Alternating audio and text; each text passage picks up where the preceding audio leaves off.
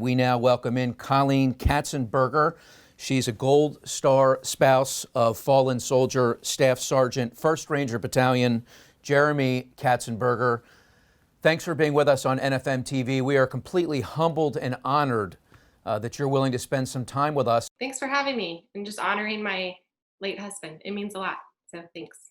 Tell us about Jeremy. So Jeremy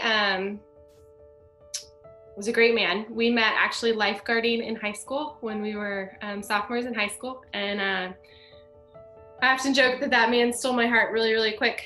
But we actually didn't start dating until our first year of college. And Jeremy decided after that the school route wasn't for him yet.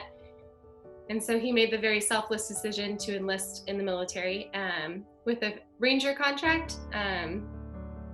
We stayed together in that, so I often like to talk about how I got to watch this 16-year-old boy that lifeguarded become this amazing warrior and selfless man that served our country.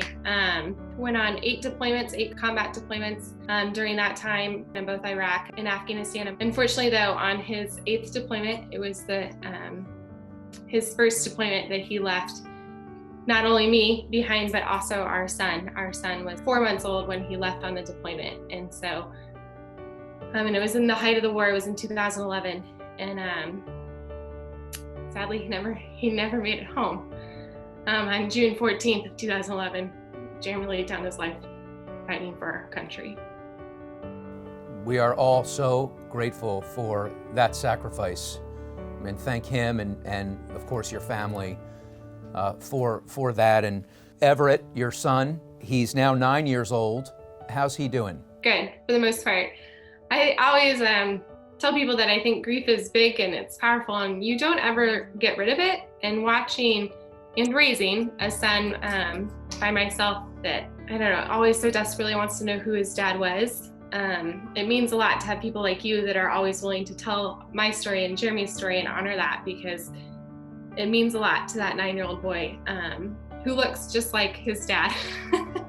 I think that there's a certain amount of beauty in watching a young child really grasp the idea that his dad died fighting for our country.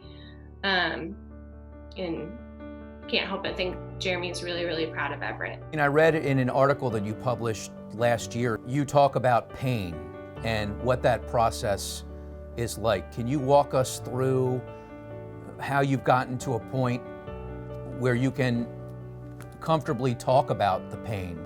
I was 26 when I lost Jeremy. And at 26, when you bury a spouse, you bury so much more than just that person, especially since we had just really started expanding our family. And I will always kind of wrestle with that question of why him.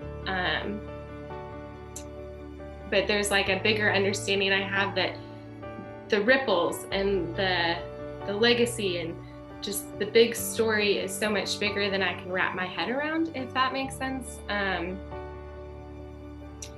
I think about people. People are kind. They really are. And the way that they came around and surrounded me and Everett with kind words and support, and it reminds me of what Jeremy fought for and what he died for. I think part of it too is we are in a society that doesn't openly talk about pain. And the more that I have talked and been open with my grief process, the more I feel like other people have been able to find healing and strength in that. I don't think the pain ever goes away. There's still lots of moments that will just kind of stop me in my tracks where I just wish Jeremy was here. And I know almost 9 years down the road that those will always happen.